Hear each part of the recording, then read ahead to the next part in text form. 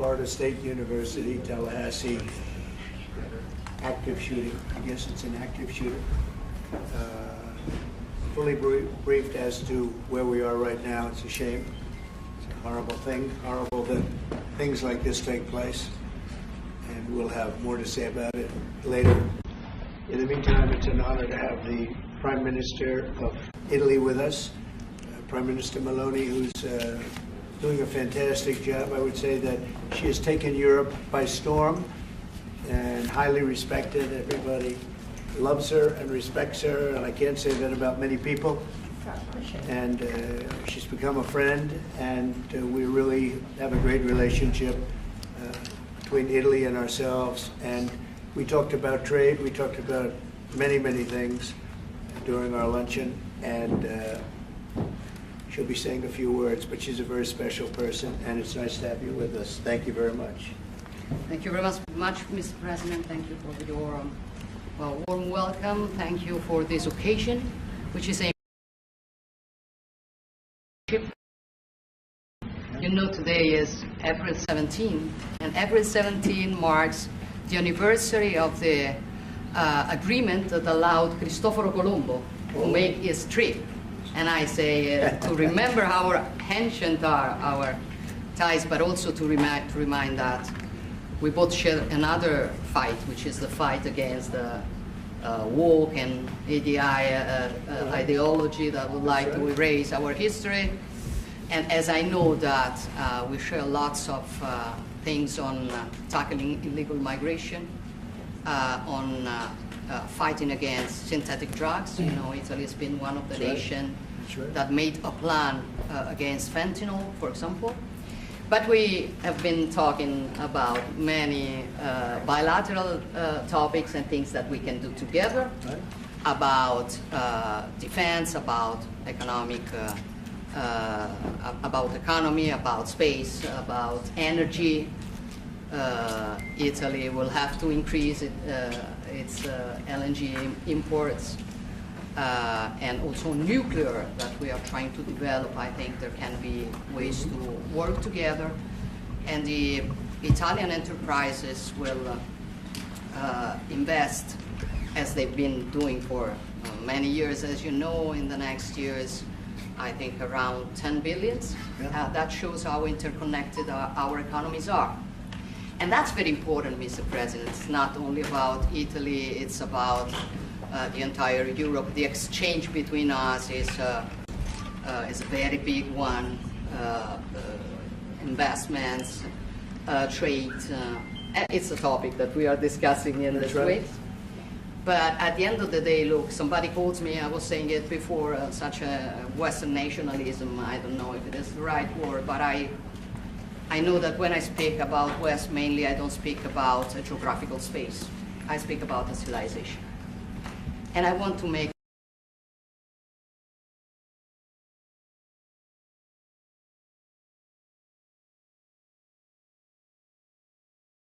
try to sit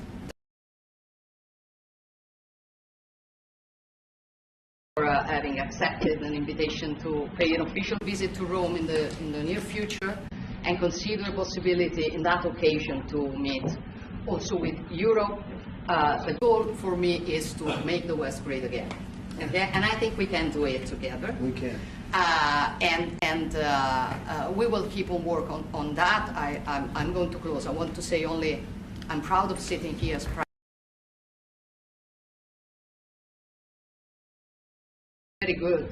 as a very good situation despite the difficulties, a stable country, reliable country, 1 million more jobs in the last 2 years and a half. Great. Inflation is going down, so you forgive me if I promote a bit my country, Yeah, but you're a businessman and you understand me. So migration flows going down 60%.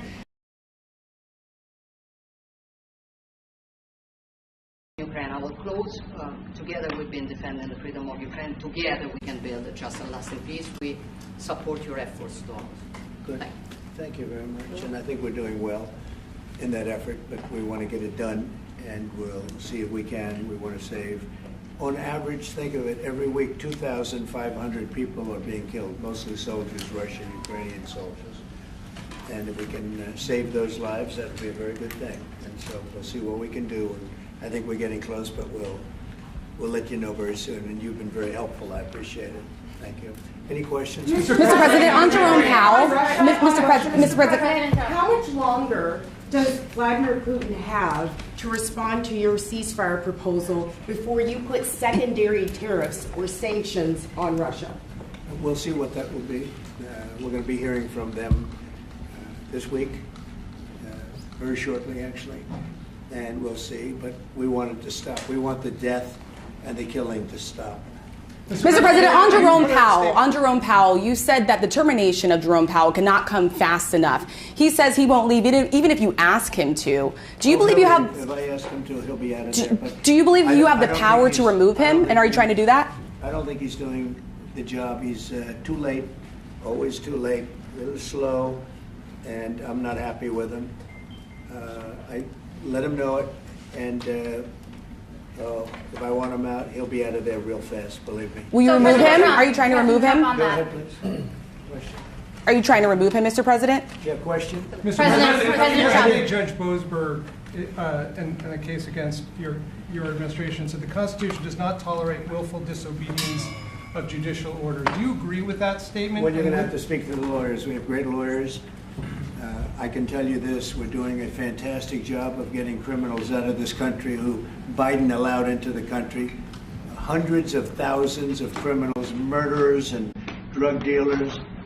And I was elected because of the fact, I would say maybe that was the number one fact for a lot of reasons, the economy, a lot of things. But one of the primary reasons I was elected is because I said, I'm going to get the criminals that he allowed.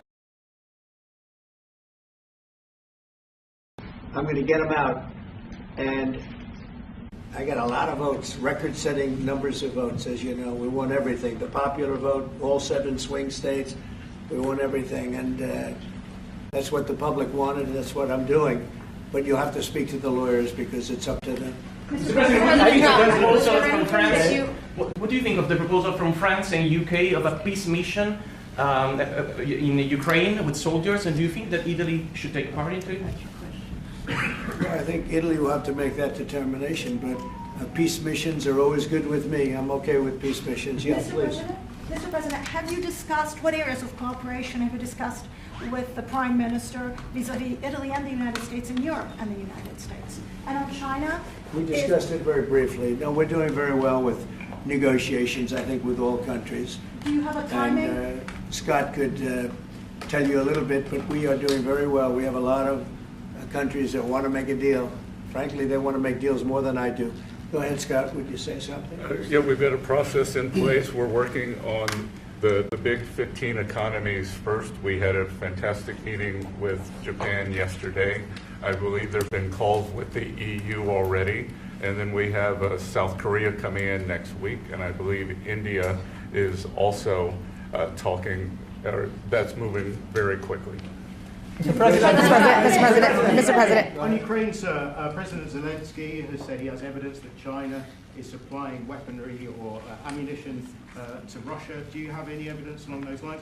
And also, he said we could see a minerals deal signed this week. Is that? Well, we have a minerals deal, which I guess is going to be signed on Thursday, Scott, next Thursday, soon. And I assume they're going to live up to the deal, so we'll see. But we have a deal on that. No, I have no comment on that. I have no idea. That's his statement, not mine. Mr. President, Mr. President. you waved off an Israeli attack on Iranian nuclear facilities. Can you comment on that? Is that accurate? And they say the attack is what? That you waved off an Israeli plan to attack Iranian nuclear facilities recently. I wouldn't say waved off. I'm not in a rush to do it because I think that Iran has a chance to have a great country and to live happily without death, and I'd like to see that. That's my first option. If there's a second option, I think it would be very bad for Iran, and I think Iran is wanting to talk. I hope they're wanting to talk. It's going to be very good for them if they do, and I'd like to see Iran thrive in the future, do fantastically well. I know the Iranian people, they're incredible people, always have been very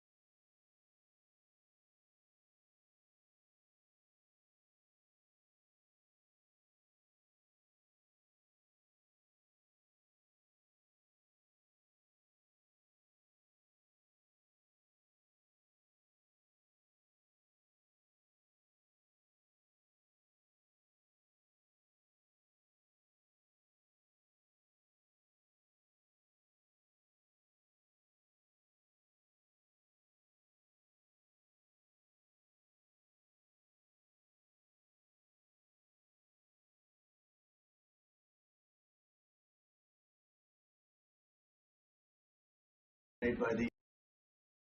But no, I'd like to see Iran thrive, and they can do that, I think, very easily, or they can do it the other way, and the other way is not going to be good for them. It's going to be really bad for them. President Trump, what do you make of the NVIDIA CEO going to China? He met with trade officials there. Well, Jensen's an amazing guy. He's become a friend of mine, and I don't know, he's a person that's very proud of our country. He loves our country. I'm not worried about Jensen at all. Mr. President, If the court holds you in contempt, will you take steps to return Kilmar Abrego Garcia to the United States and put him in front of a judge? Well, I'm not involved in it. I'm going to respond by saying you'll have to speak to the lawyers, the DOJ. I've heard many things about him, and we'll have to find out what the truth is. But I will say this, you know, we were inundated by millions of people, many millions of people during the Biden administration. They say 21 million. And a big percentage of those are criminals, serious criminals. I'm not saying just criminals because they came into the border illegally.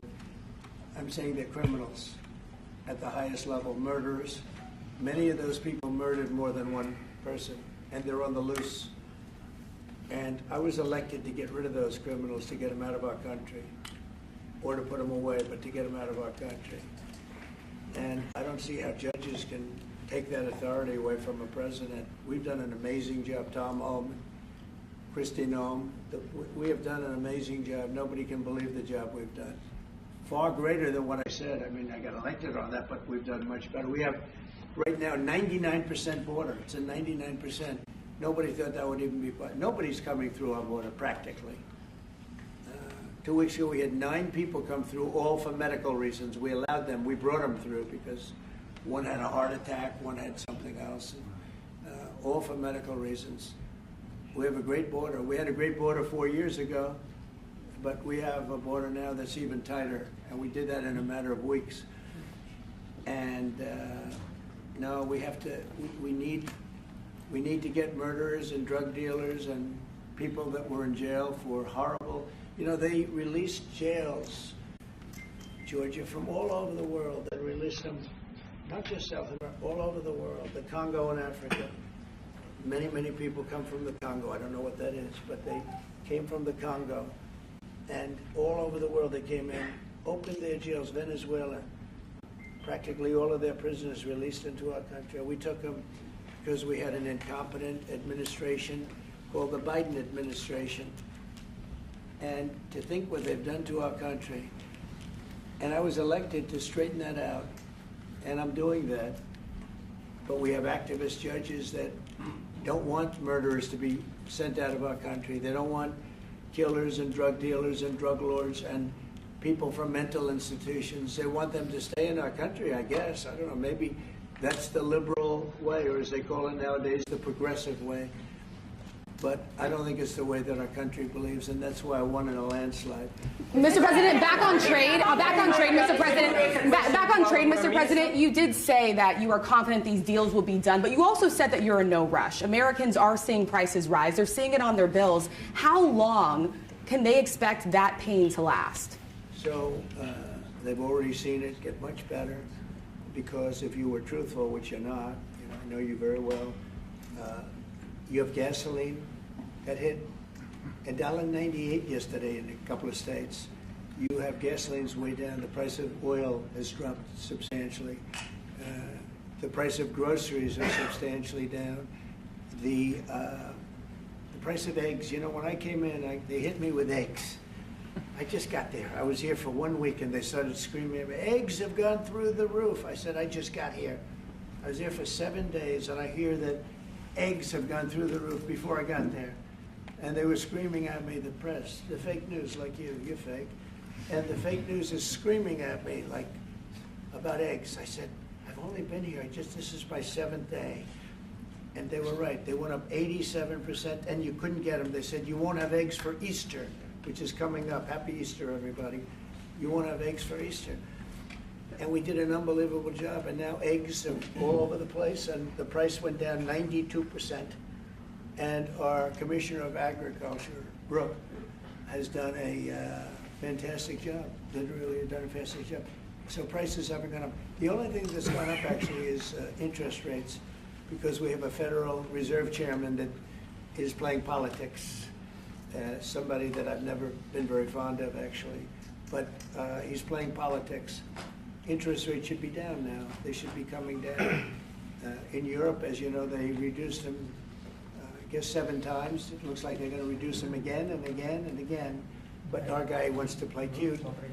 But interest rates are pretty much even. Maybe they went up just a slight bit, but that's the only thing. But that's because of the Federal Reserve, because they're not very smart people. But do you regret can you clarify? Do you regret nominating him, President? Go ahead. Do you regret nominating him, Jerome Powell? Look, in the first 4 years, we had the greatest economy in the history of our country. Stock market went up 88 points. I think he's terrible, but I can't complain because we had the most successful administration economically in the history of our country. I think we're going to do even better this time because you will see that the numbers that we're taking in are astronomical. We're taking in tremendous amounts of money with the tariffs. We were treated very unfairly on trade, and countries are having a hard time getting used to the fact that they can't do that to us anymore because we have a real president. We have a president that understands what it's all about. We had presidents that, in some cases, were smart, but they didn't understand business, or they didn't like business, or it wasn't like a priority. And then you had like the last administration, the only thing they were good at was cheating in elections. That's about all they could do. They couldn't do anything. They were useless. They were incompetent. Worst administration in the history of our country. Worse than Jimmy Carter. Jimmy Carter died a happy man. You know why? Because he wasn't the worst president. Joe Biden was. So I think you're going to see some fantastic numbers when this all happens. It's happening now. I mean, everybody wants to make a deal. And if they don't want to make a deal, we'll make the deal for them. Because that's what's going to happen. We're just saying, this is what it is. But we want to listen to everybody. Italian question. I think I can say for Scott and the other people that are working on it that we're listening and we're going to be very fair to people. But, we're the one that really sets the deal. And that's what we'll be doing. Mr. President, a question to our Prime Minister. Oh, you have a great Prime Minister. You're Yeah. so lucky. Yes. In italiano? Yes, yes. Ok. Presidente Meloni, volevo sapere cosa pensava del fatto che il Presidente Trump ha considerato responsabile Zelensky della guerra in Ucraina e poi se avete parlato delle spese militari e qual è il limite massimo a cui ha detto che può arrivare l'Italia, le percentuali e le spese militari.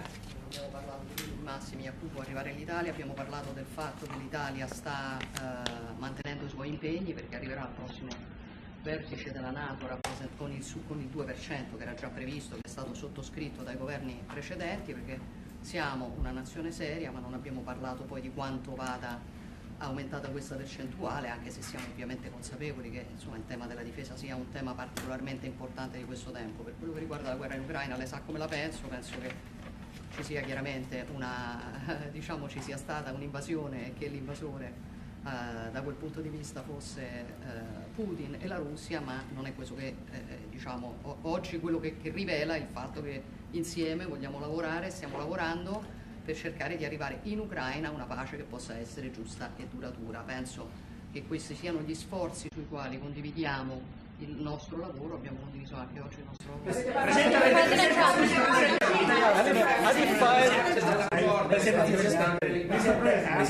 That was so beautiful. What did you say, please? It was beautifully presented. Presidente Meloni, avete discusso di Cina? Avete discusso di Cina, della possibilità anche che l'Europa... Have some respect, please. Thank you. Avete discusso No, di Cina? wait. Deve tradurre. I want to hear what you said. Vuole capire cosa ha detto. Go ahead. Prime Minister Meloni was asked what she thinks about the fact that President Trump holds Zelensky responsible for the war in Ukraine. And Prime Minister Meloni answered, well, actually, we have and also if you talked about the military spending, how in the raising of the military spending, and the first thing Prime Minister Meloni said is that no, actually we about military. It's a commitment with 2%, and then we will see, because we are absolutely aware of the fact that it is very important well, I will do defense that. is very Wait, important. I will do that. Important. They've been asking if we decided in our defense percentage about the defense spendings, and I said NATO. yes, NATO, and I said that Italy is reaching the 2% as it was already decided. We didn't speak about a specific other percentage, but we are aware of the fact that defense is important for the future, and we see also the work that we are trying to do at the European level.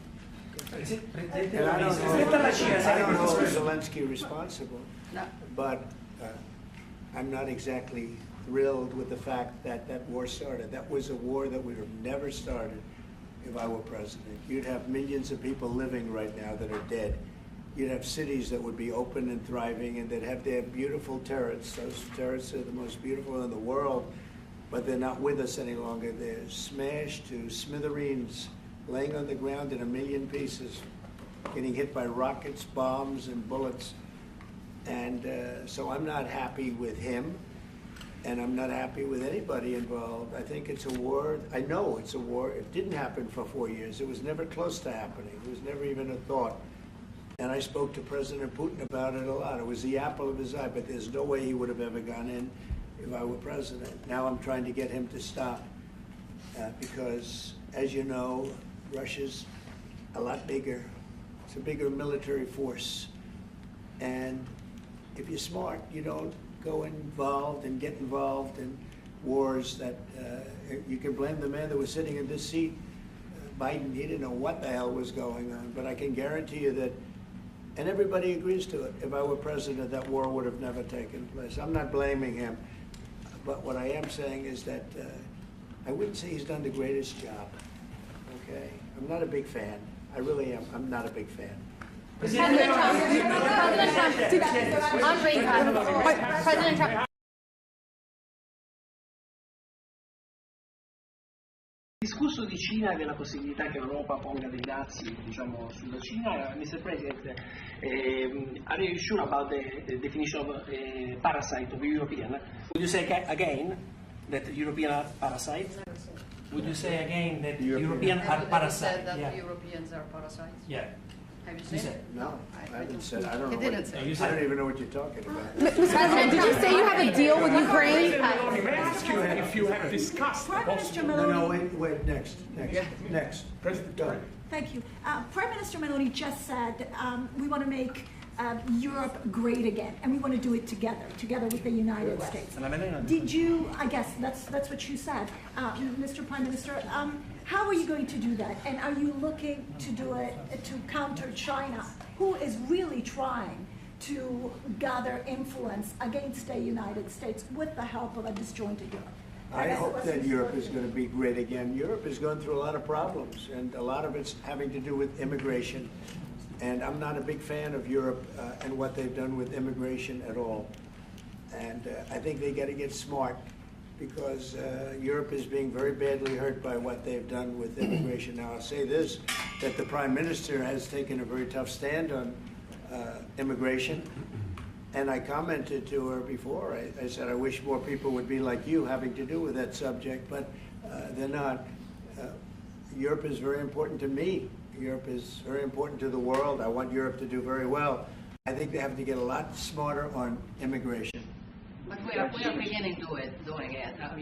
You've all seen now the policies of the European Union in the last, let's say, 2.5 years have been changing. Okay, at the beginning we were talking only about how we were redistributing illegal migrants coming to Italy. Now we are talking mainly about how to stop illegal migration, work with the countries of origin and transit, and to return people. The European Commission just did the new rules about repatriations and things like that. So things are changing, thanks also to the example that Italy brought in lowering the rates of illegal migration. So we are working now together. So I'm optimistic on that. President Trump, on the Ukraine deal.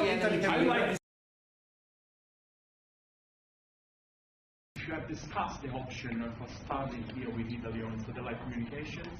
And President Trump, if you want to see the Google company broken up. The Google what? The Google company. What about the Google business? You want to see it broken up, separated. Go ahead, please. Oh, well, we didn't discuss about Starlink. We've been discussing about defense space, where we will work together also in the Mars missions. So there are big things to do together, but we didn't discuss. On Ukraine, Mr. President, can you just clarify on Ukraine? Anything in your conversation changed your mind potentially about tariffs and what you plan to do going forward? Was there anything the Prime Minister said to you that changed your perspective on this? Tariffs are making us rich. We were losing a lot of money under Biden, trillions on trade, and now that whole tide has turned. We're making a lot of money. We're taking in a lot of money. Don't forget, we're taking in 25% on cars, 25% on steel, 25% on aluminum, 10% baseline. We put penalties on China for sending us fentanyl. We put penalties on Mexico and Canada, 20 allowing fentanyl and allowing the borders to be weak. No, we're taking in billions and billions of dollars while I sit here and talk to you.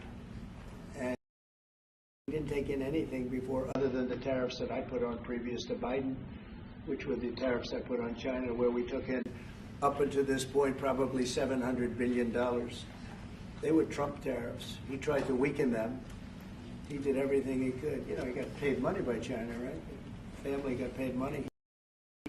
And so I don't know, maybe that was the reason, or maybe it wasn't, but he tried to weaken them, but he couldn't, because there was so much money that his budgets, you know, they couldn't stand not doing it. But I took in the, up till this point, my tariffs on China. Nobody ever took in 10 cents from China. No other president took in 10 cents. I took in more than $700 billion from China. So we're doing very well. I mean, our is doing very well. They had a bad report today from one of the healthcare companies that had an impact on the stock market. But this isn't about that. This is really, we're building a base. We're building a country like no other. And again, I had the strongest economy in the history of our country by far, history of any country probably, but the history of our country in 4 years. And I think this has a chance to be much better. Can you just clarify on the mineral deal? Will that be signed here at the White House with Ukraine on Thursday? Will President Zelensky be coming here for that? I don't know exactly. I'm going to leave that to Scott. What do you think? Where would it be signed and when?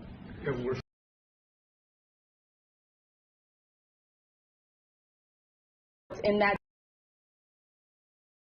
it's substantially of what we do.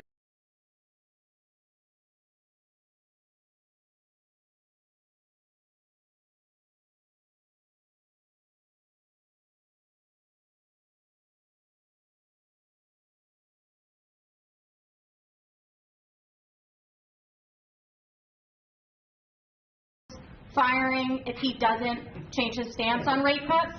Or is that on the table, or is it out the Well, I think you should do the rate cuts, because I think if it's an advantage to you, it plays right into their hands. So I think you should do the rate cuts. We don't have really inflation now. I just said the major things are going down. Oil is great. Oil is way ahead of schedule, and that's because of our policies. But oil is down into the $60, $65 range now per barrel. And I told you, in certain states we have less than $2 for gasoline. And food is down, groceries, as we call it, are down. Other than interest rates, everything's down. Interest rates are pretty flat. It's not that they're up, but we should be better than flat. We should, if he would lower the interest rate, I think would have a good impact on that too. And if he But doesn't? the costs are down. We have very little inflation. I would say we have essentially no inflation. Hard to have inflation when oil goes down, and oil goes down. When Biden came in, oil went through the roof. That's what caused the problem. That and his very dumb spending. But when the oil prices go down, and they have gone down a lot, we've gotten it down really good. We've opened it up and we've gotten them down. And that means that people driving cars are going to be paying $2 and $2.50 instead of $4.50. And you know, even at the end, and they tried just for the purpose of the election to get it down, but they had really lost that sucker. That was really, it was not good. But if they had won, oil right now would be at $7 or $8 because of their policy, and we're going to be at about $2. Could be even a little bit less than that, and you're starting to see it. So I don't know how you can have inflation when oil has come down quite a bit, and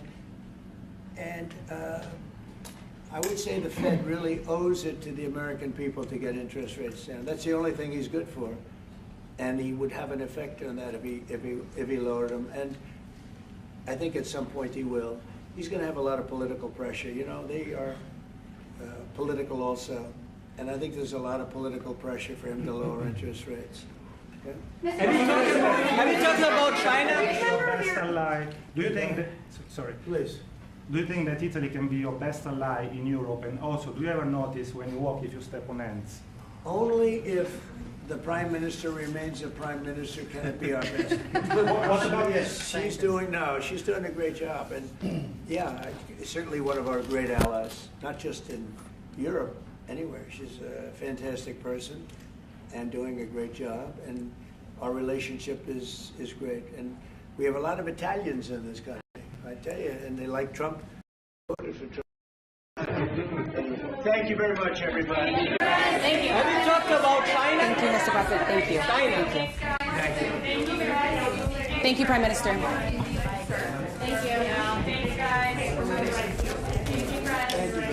Have you talked about China? Thank you. Thanks, guys. How do you think they're doing? Mr. President, how do you think the cabinet's doing?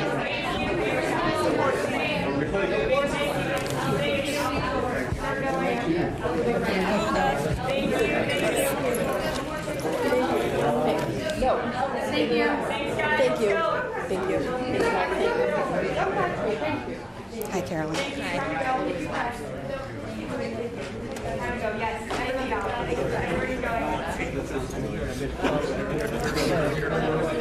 Keep walking, keep walking, keep walking, keep walking. Down the line, keep going, keep going, keep going. Thank you. Thanks, guys. Thank you. Thank you. Ooh, mine too.